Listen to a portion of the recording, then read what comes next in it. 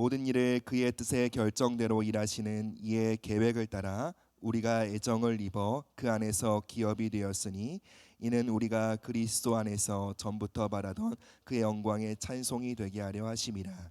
그 안에서 너희도 진리의 말씀 곧 너희의 구원의 복음을 듣고 그 안에서 또한 믿어 약속의 성령으로 인치심을 받았으니 이는 우리 기업의 보증이 되사 그 얻으신 것을 속량하시고 그의 영광을 찬송하게 하려 하심이라.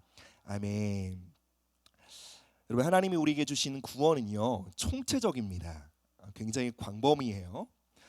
죽어서만 천국 가는 것이 구원이 아닙니다. 죄 문제 해결되는 것이 그것만이 구원이 아닙니다. 물론 매우 중요하죠. 천국 가는 것, 죄 문제 해결되는 것 매우 중요한데요. 구원은 그것보다 훨씬 더 넓고 총체적입니다. 구원은 이것도 포함하고 있습니다. 바로 오늘 본문에서 말하는 것처럼 그리스도 안에서 우리가 상속자가 되는 것, 이것까지도 포함하고 있는 것입니다. 이 개념을 로마서 8장에 조금 더 상세하게 표현하고 있는데요. 로마서 8장에 우리는 그리스도의 공동 상속자다라고 바울이 기록하고 있습니다. 즉 하나님 아버지께서 아들 예수 그리스도께 유업을 주셨는데 그 아들에게 주신 유업을 함께 누리는 자, 이것이 바로 하나님이 우리에게 주신 구원이다라는 것입니다. 구원을 총체적으로 이해하는 것은요 매우 중요합니다. 왜냐하면 이것에 따라 우리의 신앙생활이 풍성할지 아니면 빈곤할지가 결정되기 때문에 그렇습니다. 만약에 구원을 죽어서 천국 가는 것이다 그 정도 수준으로 이해한다면 우리는 이 땅을 살아가는 동안에 신앙생활하면서 매우 빈곤할 거예요. 그러나 구원이 죄와 세상을 이기는 것이며 거룩하고 정결하게 되는 것이며 하나님의 자녀로서 이 땅을 살아가는 것이며 그리스도와 함께 공동 상속자로 하늘의 유업을 누리며 살아가는 것이라고 이해할 때 우리는 더욱더 풍성한 신앙생활의 차원으로 걸어 들어가게 될 것입니다. 이처럼 우리를 향한 하나님의 총체적인 구원이 어떻게 진행된다라고 오늘 본문에서 기록하고 있습니까? 11절에 보니까요 모든 일을 그의 뜻의 결정대로 일하신다. 즉 하나님은요 우리를 구원하시되 모든 것을 하나님 스스로 홀로 계획하셨다라는 거예요. 그 누구와도 상의하지 않으시고요 오직 삼위 하나님만이 우리의 구원을 논의하셨다라는 거예요. 특별히 오늘 본문에 나오는 모든 일을 그의 뜻의 결정대로 일하신다라는 이 표현 있잖아요. 모든 일을 그의 뜻의 결정대로 일하신다. 그러니까 이 표현을 좀 쉽게 말하면 모든 일을 그분의 마음대로 하시는 분이시다라는 표현이죠. 사실 이러한 표현은 우리에게 위화감을 줄 수도 있고 불안감을 일으킬 수도 있습니다.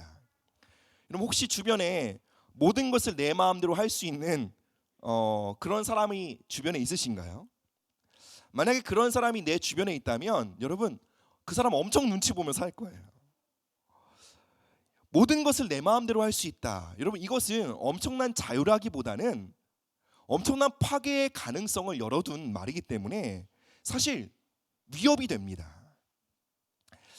사람 마음대로 살 수 있다, 사람 마음대로 뭐든지 할 수 있다라는 것은요 결코 자유가 아닙니다. 사실 이것은 엄청난 파괴를 가져올 수 있는 말이죠. 하나님이 모든 것을 마음대로 하실 수 있다라는 이 말은요 제가 신앙이 어리고 잘 몰랐을 때는 좀 불안하게 느껴졌어요.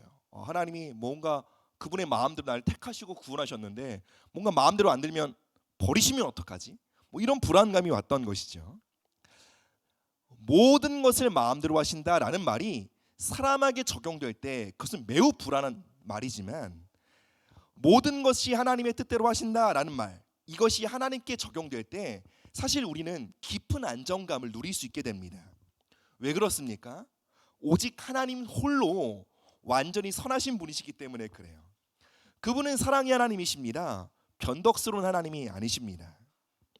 우리가 하나님을 향해 변덕이 주끝을 하더라도요 우리가 이리저리 휘청인다 할지라도요 히브리서 13장에서 우리를 향해 이렇게 말씀하십니다. 내가 결코 너희를 버리지 아니하고 너희를 떠나지 아니하리라. 사랑하는 여러분, 주님 마음대로 하신다. 여러분, 이것이 우리의 소망이 되는 줄 믿습니다. 그래서 여러분들, 정말로 믿음의 고백이 무엇입니까? 내 뜻대로 하지 마옵시고 주님의 뜻대로 하옵소서. 왜냐하면 그것이 우리 삶에 가장 선한 결과를 가져올 것을 내가 믿고 알기 때문에 그렇습니다. 그래서 여러분들, 이 믿음의 고백, 하나님 내 뜻이 아니라 아버지의 뜻대로 하시옵소서, 이 믿음의 고백이, 그런 하나님을 향한 신뢰의 고백이 저와 여러분들 안에 있기를 주님의 이름으로 축복합니다. 여러분, 그래서 구원은 하나님께 속해 있는 거예요. 그분 홀로 구원을 계획하시고 그분의 능력으로 신실하게 우리의 구원을 이뤄가시기 때문에 우리의 구원은 확실한 소망이 있는 거예요. 그래서 구원받은 모든 백성들의 고백은 이 한 가지로 통일됩니다. 구원하심이 보좌에 앉으신 우리 하나님과 어린 양께 있도다. 하나님께서 우리의 구원을 구상하시고 의도하시고 이행하십니다. 우리 구원에 대한 전적인 책임을 그분이 가지고 계신다라는 거예요. 그렇게 여러분, 우리의 구원은 하나님께 속해 있는 것입니다. 만약에 우리의 구원이 우리의 어떠함의 1%라도 기초에 있다면 여러분, 여기 있는 그 누구도 그리스도인이 되지 못했을 거예요. 여러분, 인간의 의라는 것, 인간의 완전함이라는 것이 정말로 사실 너무나도 초라한 것입니다. 욥이 성경 인물에 욥이라는 인물이 있죠. 욥은 동방의 의인이라고 기록되어 있습니다. 얼마나 대단한 인물입니까? 그런데요, 이 욥, 동방의 의인이었던 욥이요, 그 욥의 의가요, 사단의 공격과 친구들의 비난 앞에 어떻게 됩니까? 너덜너덜해집니다. 인간의 의가 얼마나, 즉 인간으로서 진짜 욥처럼 완벽한 인간이 있을까 싶은 그 욥의 의도요, 얼마나 초라한지를 보여주는 것이 바로 욥기서의 내용인 것이죠. 우리의 의로는 결코 구원받을 수 없습니다. 심지어 욥조차도요. 오직 우리는 하나님의 은혜와 하나님의 전능함으로 구원을 얻는다라는 것입니다. 성경을 보니까 하나님은요, 야곱이 아닌 예서를 택하셨죠. 여러분, 인간적으로 보면 야곱보다 에서가 낫지 않나요? 그런데 하나님의 주권으로 야곱을 택하셨습니다. 하나님의 주권으로, 하나님의 자비와 하나님의 긍휼로 우리의 구원을 이뤄가시기에 우리는 우리를 구원하시는 하나님 앞에 이렇게 고백할 수밖에 없는 거예요. 구원은 하나님께 속했습니다. 그리고 주님, 모든 영광 주님께 올려드립니다. 내가 이렇게 수고하고 애쓰고 주님을 열심히 믿어보려고 헌신했기에 구원 얻은 것이 아니라 오직 주님께서 홀로 우리를 구원하셨기에 모든 영광 주님께 올려드립니다 라고 고백할 수 있는 것입니다. 그래서 12절에 이렇게 말하죠. 우리가 그리스도 안에서 전부터 바라던 그의 영광에 찬송이 되게 하려 하십니다. 또 14절에도 반복합니다. 그의 영광을 찬송하게 하려 하십니다. 할렐루야. 우리를 구원하신 하나님은요, 모든 영광을 받기 합당하신 분이신 줄 믿습니다. 아멘. 이어서 본문에서는요, 우리라고 지칭하는 대상과요, 또 너희라고 지칭하는 대상이 있음을 보게 됩니다. 여기서 우리는 유대인을 뜻하죠. 그리고 너희라고 칭하는 대상은 이방인들을 뜻해요. 에베소서의 굉장히 중요한 주제 중에 하나가 바로 그리스도 안에서 이방인과 유대인들이 하나가 되었다는 것이에요. 그래서 11절 보면 우리가 애정을 입어 그 안에서 기업이 되었고, 13절 그 안에서 너희도 함께 유업을 이룰 상속자가 되었다는 거예요. 즉 그리스도 안에서 함께 하나님의 자녀요 상속자가 되므로 하나가 되었다라는 것이죠. 이 주제는 앞으로 2장에서 더욱더 선명하게 나타날 것이기 때문에 여기서 깊게 다루지는 않겠어요. 짧게 이 부분을 나누면 우리가 하나됨을 이룰 수 있는 것은 오직 그리스도 안에서만 가능하다라는 것을 말씀드리고 싶어요. 우리가 선을 행하고 우리가 인격적으로 행한다고 해서 기독교 윤리를 실천한다고 해서 하나가 될 수 있는 것이 아닙니다. 심지어 피를 나눈 가족이라 할지라도요, 서로 화목하게 되는 것, 하나가 되는 유일한 길은 그리스도를 중심으로 연결되는 것 외에는 없다라는 것입니다. 이것이 바로 에베소서의 가르침인 것입니다. 자, 11절 후반부에 보면 이런 말씀이 나오죠. 제가 읽어보겠습니다. 우리가 예정을 입어 그 안에서 기업이 되었다. 우리가 예정을 입어 그 안에서 기업이 되었다라고 되어 있는데요. 더 나은 번역은요, 우리는 그 안에서 상속자가 되었다라는 번역이 조금 더 나은 번역이다라고 할 수 있습니다. 그리스도 안에 있는 모든 복락을 우리가 기업으로 받게 되었다. 우리는 하나님의 상속자가 되었다라는 것입니다. 여러분, 우리가 하늘의 상속자가 되었다는 것을 진짜로 믿는다면 여러분, 우리는 이 땅의 자원에 제한되지 않을 것입니다. 그것을 얻으려고 아둥바둥거리며 살지 않을 것입니다. 도리어 여러분, 우리가 하늘의 유업을 얻기 위해 이 땅의 자원을 과감히 투자할 수 있는 그 길을 선택할 거라고 믿습니다. 우리에게 하늘의 유업이 있다, 우리의 유업이 하늘에 속해 있다라는 말은 이 땅에서는 얻을 게 없고 결국 하늘에 가야 죽어서 얻게 되는구나 라는 의미가 아닙니다. 우리의 유업이 그리스도 안에 있다, 우리의 유업이 하늘에 있다라는 이 성경의 가르침은요, 바로 이런 뜻입니다. 우리의 유업이 우리에게 상속된 하늘의 상속물이요, 보이지 않는 차원에 있다라는 거예요. 영적인 차원에 쌓여 있다라는 거예요. 말씀의 세계에 쌓여 있다라는 거예요. 그리고 우리는 보이지 않는 세계에 쌓여 있는 우리의 유업을 믿음으로 바라보고 그리고 그 유업을 끌어당겨 이 땅에 풀어놓을 수 있다라는 것입니다.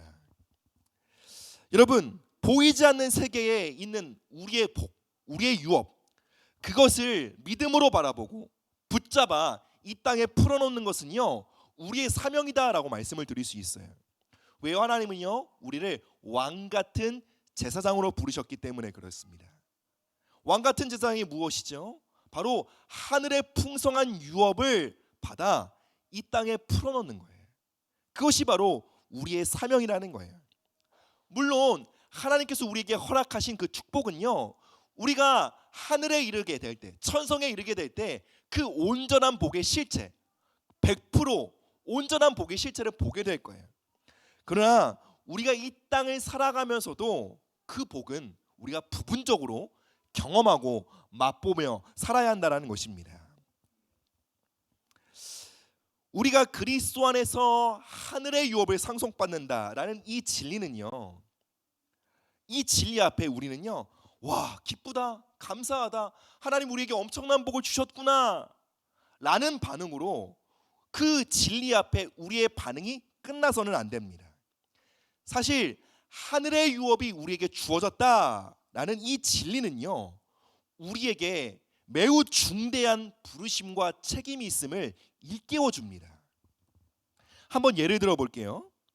한 기업의 총수가요, 자신의 젊음과 자신의 열정과 자신의 삶을 갈아 넣어 일으킨 기업이 있습니다.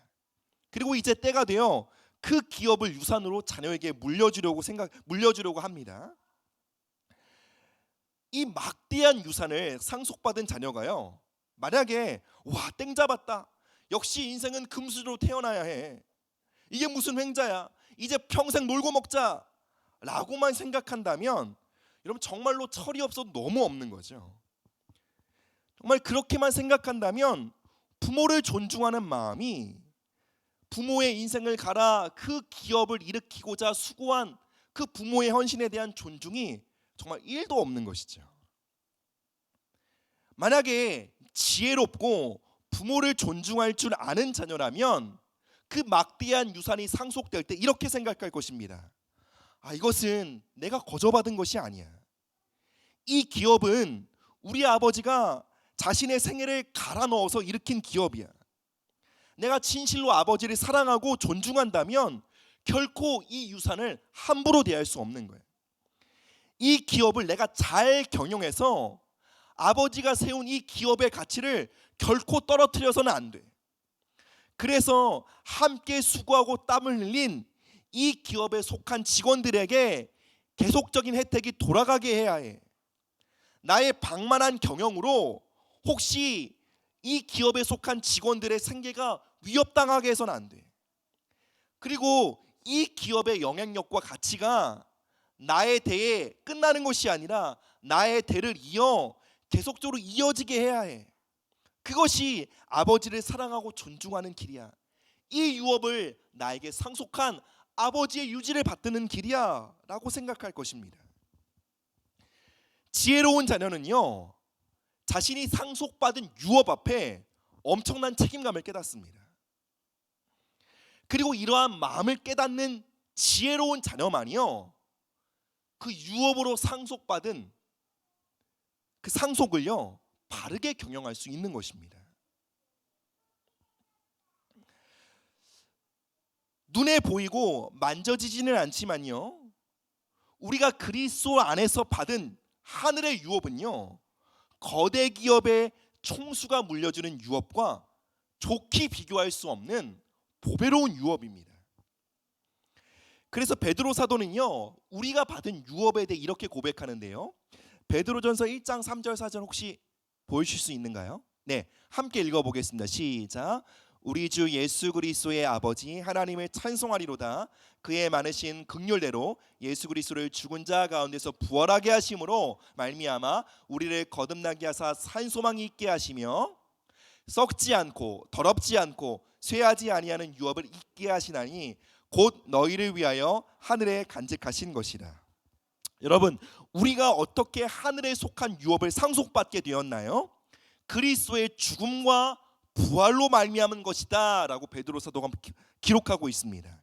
즉 그리스도의 희생, 그리스도의 순종, 그분의 죽음과 부활로 인해 우리는 하늘에 속한 유업을 받게 되었습니다. 이런 말씀 드려도 될지 모르겠지만 정말 예수님의 인생을 갈아 넣어 그 유업을 받게 된 거예요. 뿐만 아닙니다. 그 유업을 전달받은 믿음의 선진들이요, 그 유업을 지키고 그 유업을 전달하기 위해 희생하고 헌신했어요. 믿음의 싸움을 지켰어요. 그러므로 그 유업이 우리에게 안전하게 전달된 거예요. 즉 우리가 받은 유업에는요, 와 엄청나게 대박 이것만 담겨 있는 게 아니에요. 거기에는 그리스도의 피가 담겨 있어요. 그분의 눈물과 땀이 담겨 있어요. 그분의 순종이 담겨 있어요. 그분의 희생이 담겨 있어요. 그리고 수많은 믿음의 선배들과 우리의 부모님들, 그들의 헌신과 수고가 담겨 있는 거예요. 그 피와 그 땀, 그 수고에 대해 깨어 있을 때 비로소 하늘의 유업은요, 우리에게 안전히 건강한 방식으로 상속될 수 있는 것입니다. 우리는 상속자로 거룩한 책임감을 가져야 합니다. 어떻게 책임감을 가져야 합니까? 먼저는 우리가 받은 그 기업, 그 상속에 대해 귀하게 생각해야 돼요. 우리가 받은 유업이 무엇인지 부지런히 연구해야 됩니다. 뜬구름 잡듯이 아는 거 아닙니다. 그냥 예수 믿으면 좋아 이런 식으로 아는 거 아니에요. 그런 식으로 여러분들 상속이 일어나지 않습니다. 정확히 알아야 돼요. 말씀이 우리에게 주신 복과 유업이 무엇인지, 우리에게 허락되어진 복이 무엇인지 여러분 연구하셔야 해요. 그리고 여러분 이 유업이요, 우리에 흘러 들어오기까지 어떠한 대가가 지불되었는지를 알아야 해요. 즉 유업의 통로가 되어준 이들을 존중하셔야 해요. 그리고 내게 상속된 복이 무엇인지 깨달아 그 복을 붙잡아야 해요. 믿음으로 그 복과 유업 위에 서야 해요. 그리고 그 복을 잘 경영할 수 있는 지혜와 겸손과 깨어있는 마음을 구해야 합니다. 여러분 이것이요 상속자의 길이에요. 저의 개인적인 이야기를 좀 나누겠습니다. 개인적으로 저는요 이 교회에 와서 상속의 시즌을 보내고 있습니다. 이 교회의 유업이 저에게 상속되는 시즌을 보내고 있습니다. 좋겠다 라고 누가 생각할지 모르겠지만 사실 굉장히 거룩한 부담감이 제 안에 있습니다. 여러분 이 교회의 유업에는요 누군가의 30년이 담겨 있어요. 누군가의 20년이 담겨 있어요. 성도들의 수고와 헌신이 담겨 있습니다. 무엇보다 그리스도의 피가 담겨 있어요. 그럼 제가 잘 됐네 뭐 어떻게 그러겠어요. 사실 거룩한 부담감이 있습니다. 이것은 여러분 제가 목회를 잘하고 못하고의 부분이 아니에요. 사역을 잘하고 못하고의 부분이 아닙니다. 여러분 뭐 그 얘기는 죄송하지만 저 많이 들었어요. 그러나 여러분 그게 중요한 게 아니라니까요. 더 중요한 것은 유업을 잘 상속받을 수 있도록 자체가 준비되는가예요.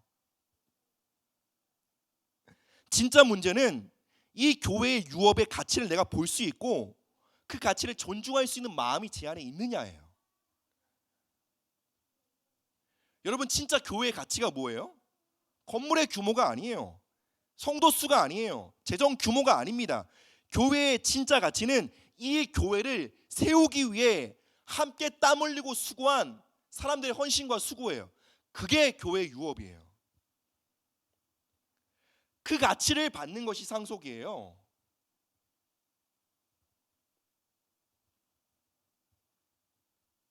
그리고 그 가치를 받았기 때문에 그 동일한 수고, 동일한 헌신, 동일한 피땀 눈물의 자리에 서는 것, 여러분, 그것이 상속의 길이에요.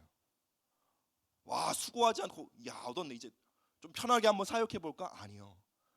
여러분, 그런 식으로 하늘의 유업은 풀어지지 않아요.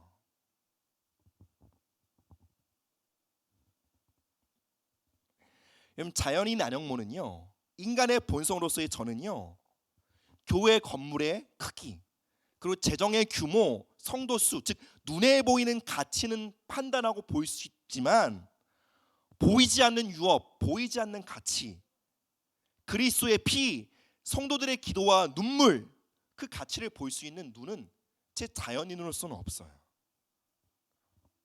그 가치를 볼 수 있는 것에 있어서는 저는 장님이에요.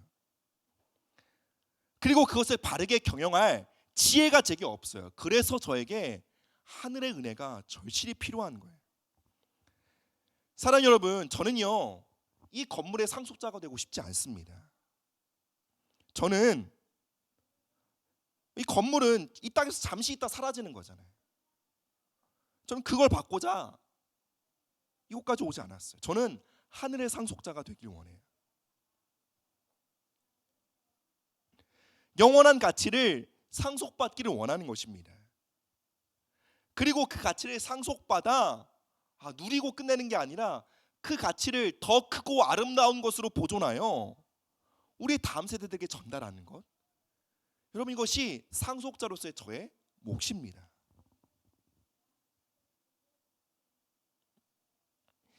여러분, 하나님 나라의 유업은요, 이렇게 존중과 지혜를 가진 자들에게 상속됩니다. 하나님 나라의 유업은 그들을 통해 이 땅에 풀어지는 것입니다. 안타깝지만요, 수많은 사람들이요, 하늘의 유업의 가치를 깨닫지 못해요. 그렇기 때문에 그 가치가 마치 돼지에게 버려지는 진주처럼요, 짓밟히고 버려지는 일들이 우리 주변에 수없이 일어나고 있습니다. 많은 재산을 자녀들에게 물려주지 못할지라도 부모가 지켜온 믿음이라는 유업, 하나님과 한평생 함께 걸었던 그 신앙을 유업으로 물려줄 때 자녀들은 그것을 무시합니다. 짓밟고 하찮게 여깁니다. 여러분, 그런 일들이 너무나 빈번하게 일어나고 있습니다. 그러므로 하늘의 유업이 상실되고 하늘이 논문이 닫힌 것처럼, 논문처럼 닫힌 시대를 살아가고 있습니다. 우리 부모님들은요, 열심히 헌신하고 봉헌하고 그러므로 눈에 보이는 번듯한 교회 건물은 자녀들에게 물려줬지만 보이지 않는 가치, 눈에 보이는 것보다 훨씬 더 중요한 가치는 물려주지 못하고 있습니다. 그래서 어떻게 됩니까? 그 건물이 텅텅 비어가고만 있습니다. 많은 부모님들이 이렇게 말해요. 야, 내가 기도 열심히 할 테니까 공부 열심히 해 라고 말합니다. 내가 기도 잘 열심히 하고 재정적으로 후원해 주는 것이 유업이라고 생각하는 거예요. 아니요, 기도 자체가 유업이에요. 기도를 가르치는 것, 기도를 함께 이끌어가는 것, 그거 자체, 내 안에 있는 기도의 영을 자녀에게 물려주는 것, 그게 바로 유업이라는 거예요. 우리는 자녀들에게 더 나은 커리어의 기회, 더 나은 재정적인 기회를 물려주지 못할지라도 더 중요한 것을 물려줄 줄 알아야 합니다. 하늘의 가치, 영원한 가치를 자녀들에게 상속시켜야 한다는 것입니다. 무엇입니까? 그리스도의 몸된 교회를 위해 눈물로 기도하는 마음이에요. 복음을 위해 헌신하는 마음이에요. 나라와 조국을 위해 금식하는 마음이에요. 이것을 물려줘야 되는데, 야, 이거 부모가 할 테니까 열심히 공부만 해라.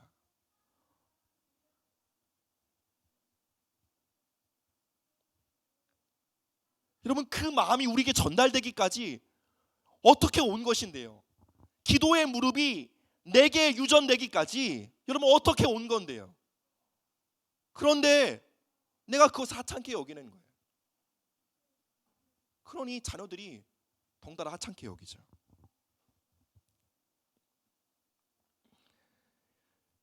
이곳에 계신 상속자들이여, 일어나십시오. 깨어나십시오. 거룩한 부담감을 가지십시오. 여러분들이 받은 그 유업에 흐르고 있는 예수 그리스도의 피를 보십시오. 그 유업에 담긴 선교사들의 피를 보십시오. 믿음의 선배들이 흘린 피와 땀과 눈물의 헌신을 보십시오. 그 가치를 귀히 여기십시오. 그리고 거기에 동참하십시오. 교회에서 받아 누리려고만 하지 마십시오. 여러분, 그것은 상속자의 길이 아니에요. 자녀가 아니에요. 속된 말로 후레자식입니다. 그래서 로마서에는요, 이렇게 기록하는 거예요. 그리스도의 고난에 참여하는 자가 참 상속자다라고 말하는 거예요. 그가 그리스도의 영광에도 참여하게 될 것이다 라고 기록한 거예요. 한번 로마서 8장 17절 보실까요? 함께 읽습니다. 시작. 자녀이면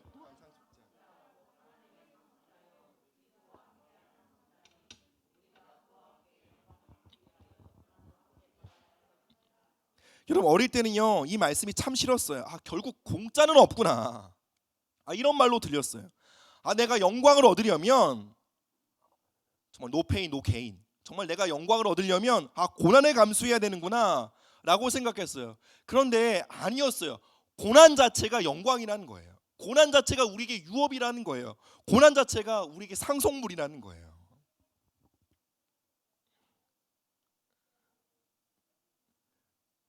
사랑하는 여러분, 그리스도의 고난에 참여하는 이 특권을 우리가 유업으로 받으시길 바랍니다.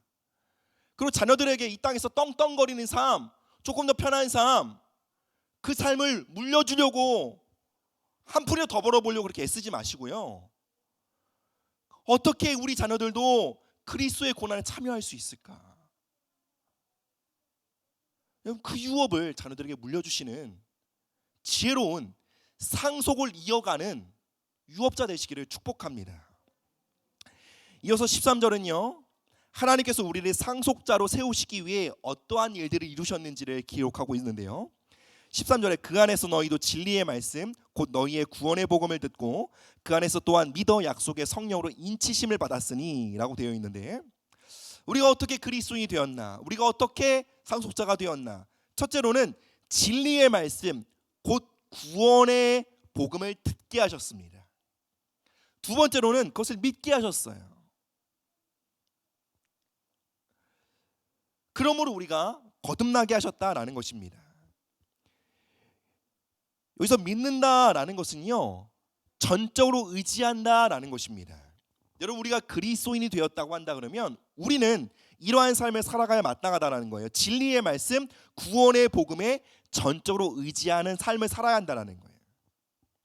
즉, 그리스도께서 이루신 일의 기초에 삶을 살아가는 자들, 자신의 소망을, 자기 자신을 의지하는 마음을 내려놓고 오직 그리스도 안에서, 그분의 말씀 안에서 소망을 발견하는 자들, 이것이 바로 구원을 입은 하나님의 백성이라는 거예요.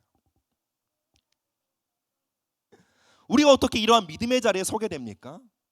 나 자신의 누추함, 나 자신의 그 절망적인 그 죄된 본성을 깨닫고 그리스도 안에 온전한 소망을 두는 그 믿음의 자리에 우리가 어떻게 나아가게 됩니까? 하나님의 은혜로 말미암습니다. 그래서 에베소서 이렇게 기록하죠. 믿음은 하나님의 선물이다라는 거예요. 본질적으로 사람은요, 죄 때문에 복음을 믿을 수 없습니다. 그래서 성령의 역사가 절대적으로 필요하다라는 것이죠. 고린도전서 12장에서 바울은 이렇게 말합니다. 누구든지 성령으로 아니하고서는 예수를 주시라 고백할 수 없다라는 거예요. 믿음은 우리의 의지와 결단으로 생기는 것이 아니라는 거죠. 하나님이 우리의 마음을 만져주셔야, 성령께서 우리의 마음을 감화시켜 주셔야만 우리가 믿음의 자리에 서게 된다는 거예요. 물론 이 말은요, 성령께서 우리의 의지를 강압하사 억지로 믿게 하신다라는 말은 절대로 아닙니다. 믿음을 갖게 되는 우리 모든 사람들은요, 자신의 의지와 상반된 채 복음을 믿는 경우는 없습니다. 성령님은요, 우리의 마음을 열어주시는 거예요. 그래서 진리의 말씀을 받아들이게 되죠. 그리고 우리가 그분의 부드러운 초청 앞에 자발적으로 응답하게 하시는 것입니다. 자, 진리의 말씀을 듣고 13절 보면 그 안에서 믿고 그 다음으로 어떻게 하신다고요? 약속의 성령으로 인치심을 받는다라고 되어 있습니다. 성령으로 인치심에 대해 말하기 전에 이 단계가, 이 모든 것이 단계적으로 일어나는 사건임을 말씀드리고 싶습니다. 즉 복음을 듣게 되는 사건이 있고요, 그리고 그 복음을 믿게 되는 사건이 있고요, 또 성령으로 인침을 받는 사건이 있다라는 거예요. 즉 성령의 감동하심으로 복음을 믿게 되는 사건과 성령으로 인침을 받는 사건은 명확히 구분되는 사건이다라는 것입니다. 그렇다면 성령으로 인침을 받는다라는 것은 무슨 의미일까요?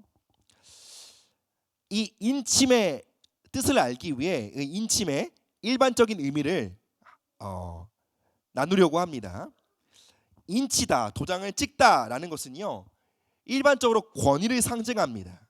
그러니까 어떠한 계약서에 사인이나 도장이 찍히지 않으면 실제로 효력이 발생하지 않는 것처럼 도장은 그 도장의 소유자의 권위를 전달함으로 그 문서나 그 계약서의 진정성을 확증하게 되죠. 즉 인침은 권위를 확증하는 것입니다. 둘째로 도장은 소유자의 표징이 됩니다. 어떠한 재물이나 재산 또는 가축에 도장을 찍음으로, 특별한 각인이 생긴 도장을 찍음으로 그것이 누구의 소유인지를 증거하는 것, 이것이 바로 인침입니다. 성령으로 인치는 사건은 사도행전 2장에서 우리가 살펴볼 수 있습니다. 마가의 다락방에서 제자들은요, 아버지께서 약속하신 것을 기다리라고 말씀하신 그 주님의 명령에 순종하여 함께 모여 기도합니다. 그리고 때가 되자 오순절에 성령님이 그들에게 강림하십니다. 분명한 것은 성령님이 강림하시기 전에도 그들은 예수님을 주로 고백했다는 거예요. 그들에게 믿음이 있었다는 건 예수님을 하나님의 아들이요 주라고 고백할 수 있는 믿음이 있었다는 것은 그들이 성령을 받았다는 증거입니다. 우리가 믿기 위해서는 성령의 역사가 필요합니다. 그러나 이 말씀이 증거하는 바에 따르면요, 우리가 믿음이 안에 있으나, 우리가 믿으나 그럼에도 아직 성령의 인침을 받지 못할 수도 있다는 거예요. 믿는 사건과 성령으로 인침을 받는 사건은 명확한 시간적인 간격이 있고 구별되는 사건이다라는 것입니다. 뭘 이렇게 강조하나, 뭐 이렇게 어려운 설명을 하나, 이런 얘기를 어렵게 들어야 되나 싶지만 이것이 명확하게 구분되어야만 성령의 인치는 사건, 즉 성령의 부어지는 성령의 세례의 사건을 우리가 사모하고 우리가 그거 사건에 대해서 누군가에게 소개하고 그러한 사모함을 불러일으킬 수 있기 때문에 그렇습니다. 사도행전을 보면요, 초대교회 성도들은요, 이 성령의 인침의 사건들을 매우 중요하게 생각했다는 것을 알 수 있어요. 그래서 초대교회에는요, 이러한 언어가 살아 있었어요. 너 예수님 믿고 난 뒤에 성령 세례 받았어? 너 예수님 믿고 신앙생활한 지 얼마나 됐어? 근데 성령 세례 받았어? 성령으로 인침을 받는 그 사건이, 그러한 경험이 너의 삶에 있었어? 늘 확증했어요. 그리고 그가 예수 그리스도 안에 들어와 있고 신앙생활에 잘하고 믿음 안에 걷고 있지만 아직 성령으로 인침을 받는 사건이 없었다고 한다 그러면 함께 안수했어요. 그리고 성령 세례가 임하도록 했어요.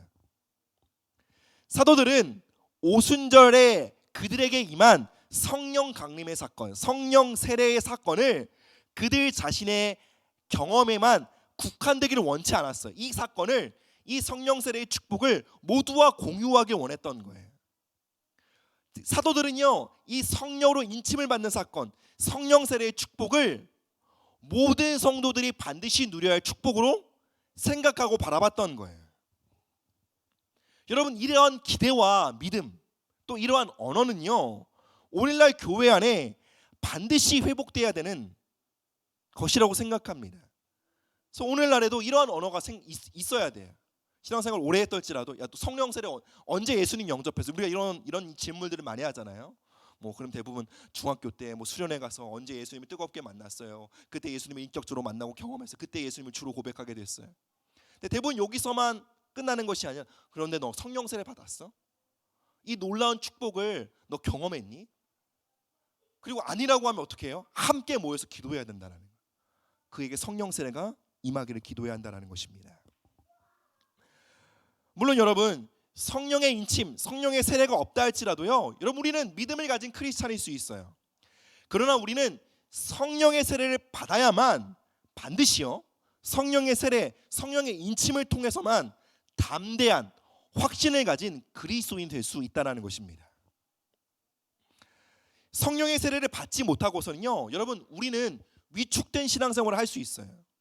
그러니까 우리의 신앙생활은 고작 이거예요. 식기도할 때 누가 볼까 잠시 눈을 감았다 떠는 것, 이것 외에는 없는 거예요. 그것이 실제 신앙생활의 전부일 수 있다는 거예요. 그런데 여러분, 우리가요 담대한 증인이 되기 위해, 영적 전쟁에 승리하기 위해, 하나님의 나라를 이 땅 가운데 풀어내는 증인으로 살기 위해 우리는 성령의 세례를 반드시 경험해야 합니다. 여러분, 사단이 주로 사용하는 무기가 무엇입니까? 거짓이에요. 거짓. 허풍치는 거예요. 아무것도 없으면서 막 겁주는 거예요. 여러분, 그 겁짓, 그 허풍에 속으면 우리 자신이 세상 앞에 메뚜기처럼 보여요. 아무것도 할 수 없어요. 위축되는 거예요. 즉 위축의 영은요, 우리가 이 땅에서 증인으로 살아가는 데 있어서, 담대히 복음을 선포하는 데 있어서 사단이 사용하는 강력한 무기입니다. 근데 그 무기를 우리가 어떻게 이깁니까?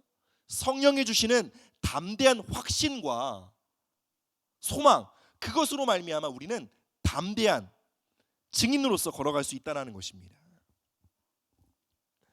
뿐만 아니라 성령님이 주시는 담대함이 없으면요, 여러분 우리는 기도 응답에 대한 확신이 없게 돼요.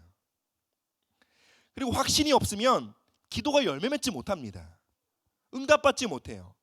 야고보 사도가 말하죠. 의심으로 기도하는 사람은 응답받는 것을 생각도 하지 말라고. 여러분, 우리가 두 마음을 품고 기도하거나 하나님 들어주실까? 이런 응답에 대한 확신이 없으면 여러분 우리는 응답받지 못합니다. 이어서 야고보 사도는 이렇게 말합니다. 의인의 간구는 역사하는 힘이 크도다라고 말합니다. 그럼 누가 의인입니까? 강한 확신과 담대함으로 기도하는 자들이 의인입니다. 그들의 기도에는 역사함이 큰 것입니다. 우리의 기도의 문이 활짝 열려 응답의 축복 가운데 살아가려면 여러분 우리는 성령의 인침을 받아야 한다는 것입니다.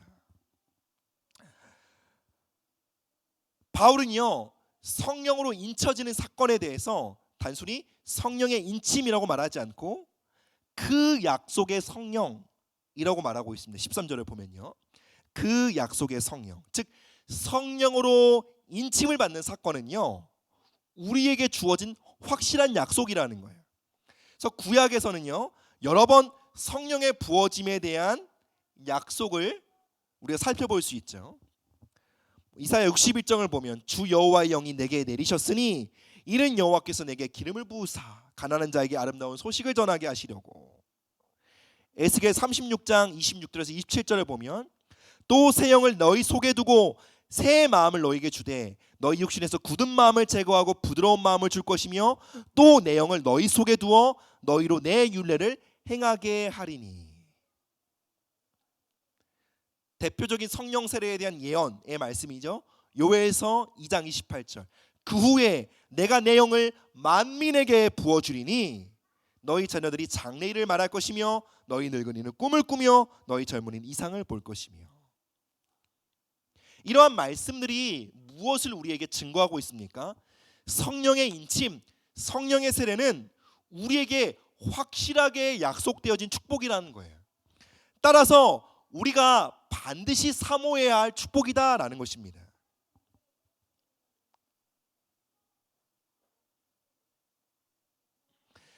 성령 세례는 각 개인의 삶에 다양한 현상들을 동반할 수 있습니다. 어떤 사람은 울기도 하고 어떤 사람은 새 방언을 말하기도 하고. 그러나 어떠한 현상이 중요한 것이 아니라 중요한 것은 성령 세례의 열매예요. 담대한 확신을 갖게 되는 것. 우리가 성령 세례를 통해서 어떠한 복락 안에 살아가게 되느냐라는 것입니다. 로마서 5장은요 이렇게 증거합니다. 하나님의 사랑이 성령을 통해 우리의 마음에 부어진다라고 기록합니다. 즉 성령의 인침은요, 성령의 세례의 사건은 우리의 마음에 하나님 아버지의 사랑을 부어지는 일을 가져온다는 거예요. 성령 세례를 받을 때 우리는 하나님의 사랑이 지식이나 교리로 전달되어지는 것이 아니라 우리의 마음에 액체처럼 부어지는 물질로서 경험되어진다는 거예요. 우리의 공허한 마음을 채우는 실제로서 경험되어진다는 거예요. 여러분, 그럴 때 우리는 하나님의 사랑에 대한 담대한 확신을 갖게 되는 거예요. 여러분, 지식과 교리는 미안하지만 우리를 지켜주지 못해요. 환난과 핍박 속에 우리를 지켜주지 못합니다. 그러나 성령으로 말미암아 우리의 마음 가운데 액체처럼 폭포수처럼 부어진 그 하나님의 사랑은요, 우리 마음에 강한 확신과 담대함을 주는 것입니다. 여러분, 이러한 성령 세례의 경험이요, 초대교회 성도들에겐 매우 보편적이었다라는 것이 중요해요. 그들에게는 성령 세례가 매우 상식이었다라는 거예요. 그럼 부흥을 표현하는 여러 가지 말들이 있겠지만, 그러나 가장 성격적인 단어는요, 부흥은 성령의 급진적인 부어짐이에요. 구약 시대의 부흥은요, 특정한 소수에게만 나타났습니다. 그러나 초대교회에는요, 거의 모든 성도들이요, 이러한 부흥을 체험했어요. 성령의 부어짐을요, 거의 모든 성도들이 체험했습니다. 그리고 기독교회사를 볼 때도요, 강력한 부흥이 임하면요, 그 부흥이 공동체적으로, 한 교회 공동체적으로 뿐만 아니라 도시적으로 성령의 부어짐을 경험하는 일들이 나타났습니다. 하나님께서 성경에 이런 부흥의 사건들을 기록하신 이유는요, 그리고 교회사 속에 이러한 부흥의 사건들을 반복적으로 허락하신 이유는요, 우리로 하여금 그것을 사모함으로 동일한 은혜가, 동일한 부흥에 참여하도록 격려하시기 위함인 줄 믿습니다. 우리가 성령 세례를 구한다는 것은 단순히 어떠한 은사나 능력을 구하는 것이 아닙니다.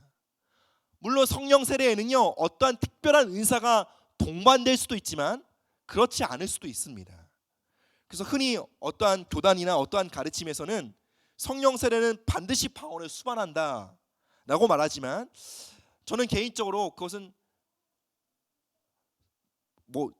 경험적으로는 그래요. 성령 세례에 방언이 수반되는 경우가 대단히 많다라는 것을 동의하지만, 그러나 반드시 방언이 수반되어야 된다라는 것은 동의할 수 없습니다. 즉, 방언을 하는 것이, 특별한 은사가 나타나는 것이 성령 세례의 본질은 아니다라는 거예요. 성령 세례의 본질은 하나님의 사랑이 부어지는 거예요. 실제적으로 경험되어지는 거예요. 그래서 성령 세례를 구한다라는 것은요, 하나님의 사랑을 구하는 거예요. 하나님의 넘치는 사랑 안에 살기를 사모하는 거예요.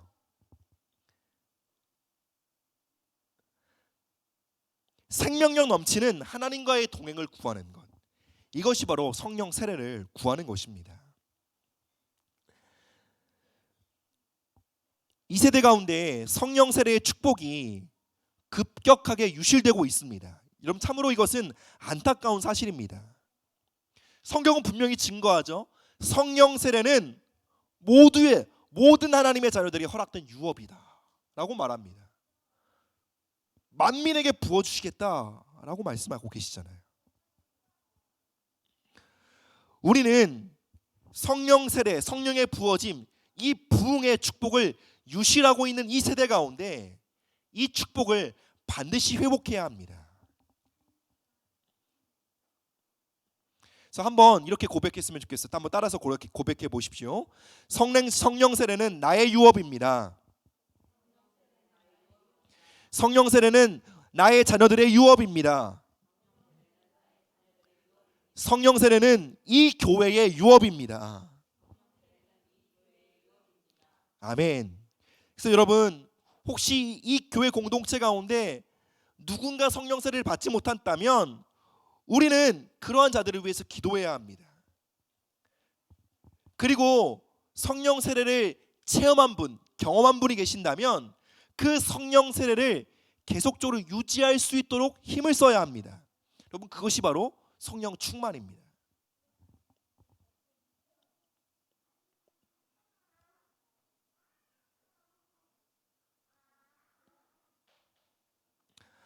마지막 14절 말씀 한번 마지막으로 보겠는데요. 14절 이렇게 기록합니다. 이는 우리 기업의 보증이 되사 그 얻으신 것을 속량하시려고 그의 영광을 찬송하게 하려 하심이라. 여러분, 여기서 말하는 보증은 계약금을 의미하거든요. 즉 하나님이 우리에게 하늘의 엄청난 유업을 주시기로 작정하셨는데 그 유업을 주시기로 한 계약금으로 성령을 주셨다라는 거예요. 우리가 하나님께서 예비하신 그 유업, 그 복을 전체로 받기 전까지 하나님은요, 그 기업의 일부분인 성령을 우리에게 계약금으로 주셨다라는 거예요. 성령을 우리에게 주셨다라는 것은 즉 하나님의 축복, 그리스도 안에 예비된 축복이 우리에게 반드시 온전하게 주어진다는 확실한 보증이라는 거예요. 그리고 그 성령의 보증으로 말미암아 우리는 어떻게 됩니까? 하늘에서 온전하게 누리게 될 그 유업을요, 이 땅에서 어느 정도 실제적으로 맛보며 경험하며 살아갈 수 있게 된다는 거예요. 즉 우리는 이 땅의 육신을 벗고 새 육신을 입게 되고 나중에 그분의 얼굴을 마치 선명하게 얼굴과 얼굴을 대면하듯이 그분의 얼굴을 보게 될 거예요. 그러므로 우리는 주님과 같은 영광스러운 모습으로 변화되게 될 거예요. 그것이 우리에게 허락된 유업입니다. 그것이 하나님 우리에게 작정하신 구원이에요. 그러나 우리가 성령을 받았기에, 성령을 보증으로 받았기 때문에 이 땅에서 희미하지만 그리스도의 얼굴을 보는 삶이 가능하다라는 거예요. 이 땅에서도요, 그분과 같은 영화로운 삶으로 변화되는 것을요, 맛보며 살아갈 수 있다는 거예요.